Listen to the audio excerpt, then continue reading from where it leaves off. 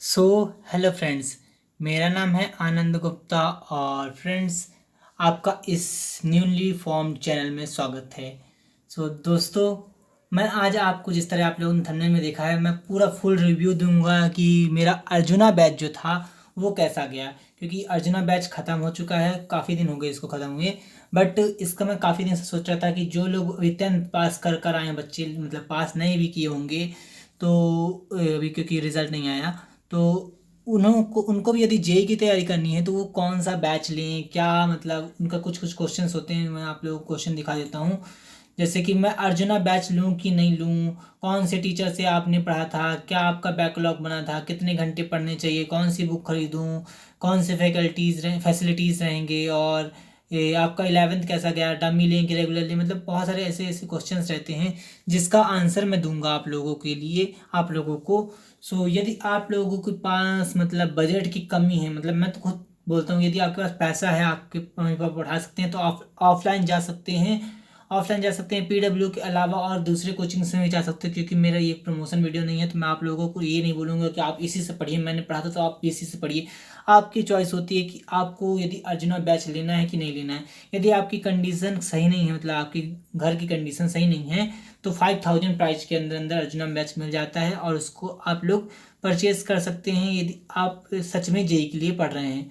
यदि आप नहीं पढ़ रहे हैं जेई के लिए, आपको नहीं स्कूल लेवल का पढ़ना है, तो आप दूसरे बैच से पढ़ सकते हैं, किसी भी चैनल यूट्यूब से भी पढ़ सकते हैं, वो भी इनफ रहेगा आप लोगों को 11th 12th पास कराने के लिए। बाकी Arjuna batch is design for JEE, JEE mains बोल सकते हैं, जेई एडवांस तक भी टच कर जाता है। तो ये आप लोग ले सकते हैं बैच। ये मेरा रिव्यू है क्योंकि मैंने अर्जुना से पढ़ा था। अब बात करते हैं आपने कौन कौन से टीचर्स से पढ़ा था, तो मैं आप लोगों को टीचर्स को ही दिखा देता हूँ। तो मैंने फिजिक्स पढ़ा था राजवंश सर से। ये भी बहुत ही अच्छा पढ़ाते हैं, आप लोगों को लगेगा ही नहीं। यदि आप लोग इनका लेक्चर देखेंगे तो आप लोगों को लगेगा ही नहीं कि 2 घंटे का लेक्चर आपका कितनी जल्दी बीत गया।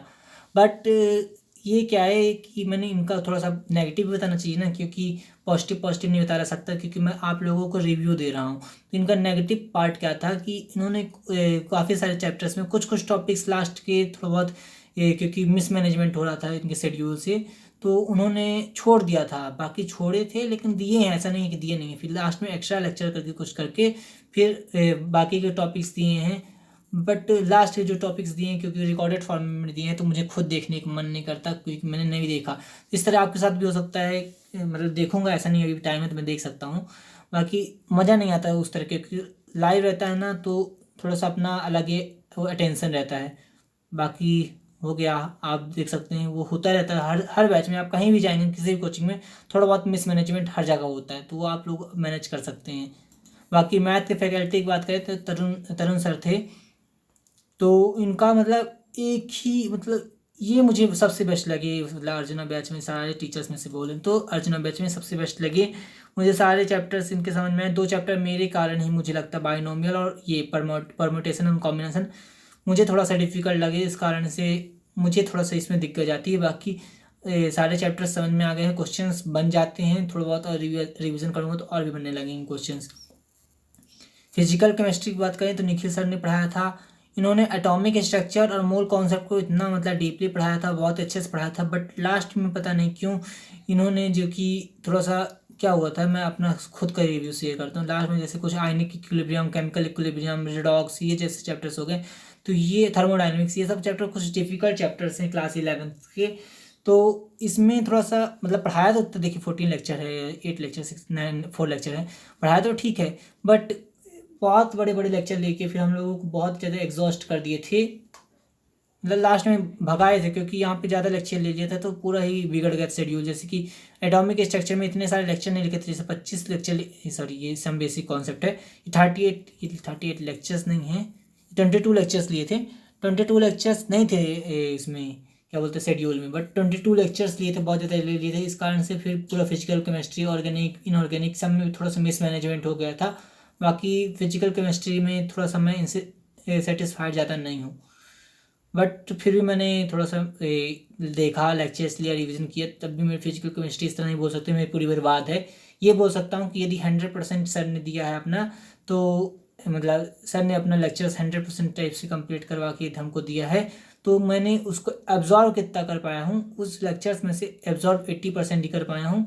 पेपर में उतारने की बात आती है तो फिर तो उतारने में 50-60% में ही रह जाता हूँ। वो हर लोगों के साथ होता है। बाकी इनऑर्गेनिक की बात करते हैं तो इनऑर्गेनिक में मुझे राहुल रूडी सर ने पढ़ाया था। इनका भी मस्त था, मतलब अच्छे से गया, सारे लेक्चर्स कंप्लीट किए। रिवीजन करने मतलब इनऑर्गेनिक के क्या है ना कि आप रिवाइज नहीं करेंगे सब भूल जाएगा। तो यही हो रहा है मेरे साथ। मैं काफ़ी दिन से रिवाइज नहीं कर पा रहा तो भूल रहा है। ऑर्गेनिक की बात करें तो अमित महाजन सर ने लिया था।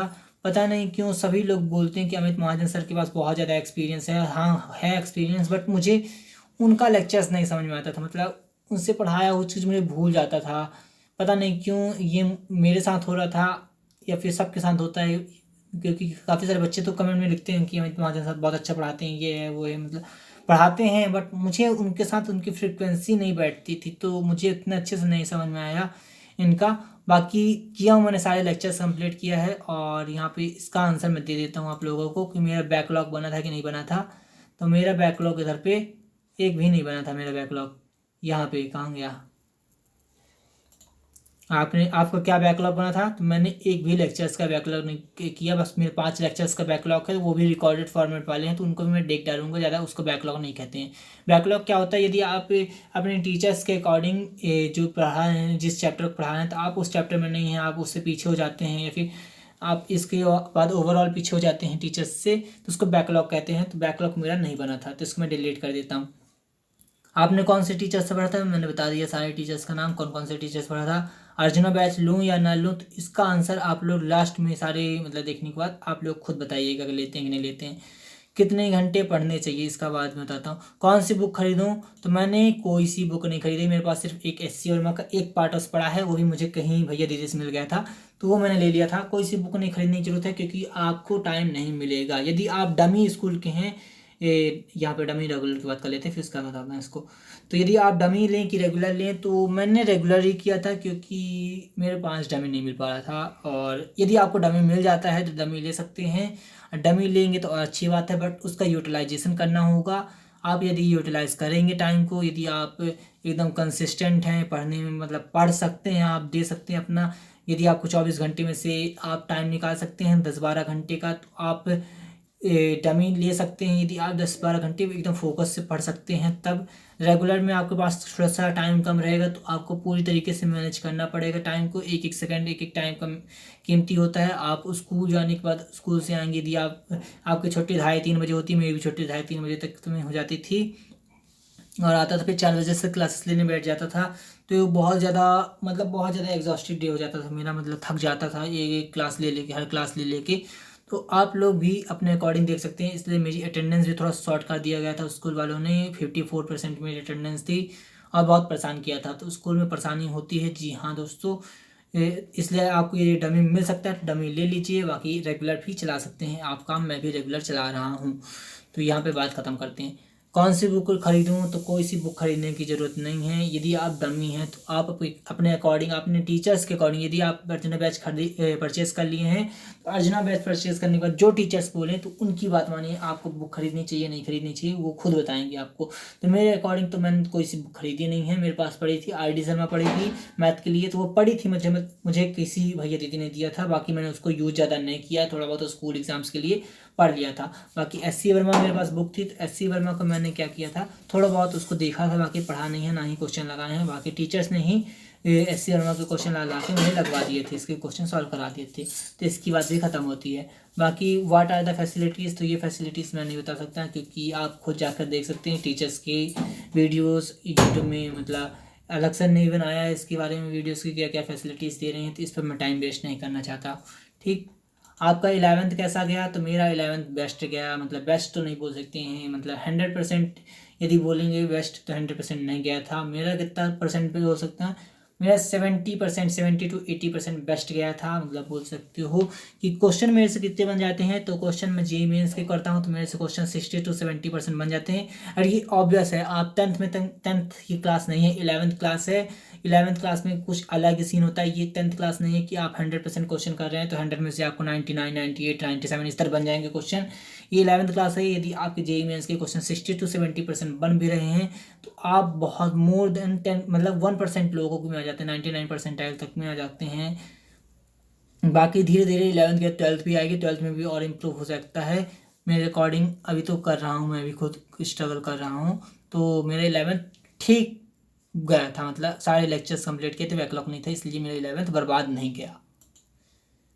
कितने घंटे पढ़ना चाहिए तो ये आपके अकॉर्डिंग देख सकते हैं। यदि आप डमी स्कूल के हैं तो आपको approx 12 to 13 hours a day आपको देना पड़ेगा जेई में। मतलब आपको लेक्चर्स सहित, मतलब ये नहीं बोला कि आपको लेक्चर्स के अलावा, लेक्चर्स को मिलाकर आपको 12 to 13, मतलब क्योंकि आपका 4 to 5 आवर्स का तो लेक्चर ही हो जाएगा। बाकी कुछ होमवर्क्स करेंगे, डीपीपी करेंगे, नोट्स बनाएंगे एंड बहुत सारा करेंगे, तो इस तरह में बहुत टाइम लग जाएगा। साथ में फिर आप पीओआईक्यूज करेंगे, थोड़ा बहुत पीओआईक्यूज करेंगे, बुक लगाएंगे, तो बुक नहीं भी लगाएंगे चल जाएगा। बाकी आपको दे देना होगा 12 to 13 hours as a dummy student. And regular student में क्या बोल रहा हूँ, आपको घंटे गिनने नहीं। रेगुलर स्टूडेंट है तो आपको देखना है कि आपका टाइम वेस्ट ना हो, बस मतलब आप कहाँ पे कितने घंटे पढ़ना नहीं है ये नहीं देखना है, आपको कितना घंटा बर्बाद करना है ये देखना है। मतलब आपको बर्बाद नहीं करना है एक टाइप से। आप देखें, आप ये गिनिए कि आपका कितना टाइम वेस्ट हो रहा है, कहाँ पे टाइम वेस्ट हो रहा है, तो वो आपको देखना है। मैं इसलिए इस चैनल में ज़्यादा वीडियोस नहीं डाला हूँ, क्योंकि ये पहली वीडियो है मेरे इस चैनल पे, क्योंकि मैं इसमें टाइम वेस्ट नहीं करना चाहता था कि मैं यूट्यूब खोलूँ ये सब करूँ।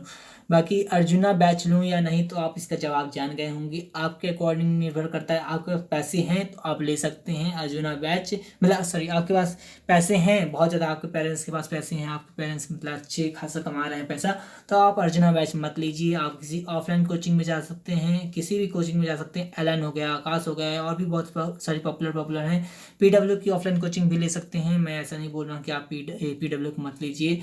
और arjuna batch is affordable, 5000 rupees कोई भी कमा सकता है, कोई भी बैच खरीद सकता है, तो आप इसको ले सकते हैं, इसको अफोर्ड कर सकते हैं, आपकी मर्जी। यहाँ पे कोई प्रमोशन मैं नहीं कर रहा। सो यहाँ पे अब ये सब आप लोगों ने देख लिया है। बाकी मैंने क्या डिस्कस करना था मैंने डिस्कस कर दिया है। सब्सक्राइब करना है नहीं करना है आपके ऊपर निर्भर करता है। मेरी पहली वीडियो थी, आप यदि सब्सक्राइब करते हैं, मेरे व्यूज़ आते हैं, तो मैं मोटिवेट होकर और भी आप लोगों को अपना रिव्यू वगैरह और भी जो जो हो सकता है आपको टिप्स वगैरह दे सकता हूँ। So friends, thanks for watching. यदि आपको वीडियो पसंद आई है तो वीडियो को लाइक कर दीजिए, एक कमेंट छोड़ के जाइएगा। तो फ्रेंड्स, मिलते हैं किसी और नेक्स्ट वीडियो में, तब तक के लिए बाय बाय।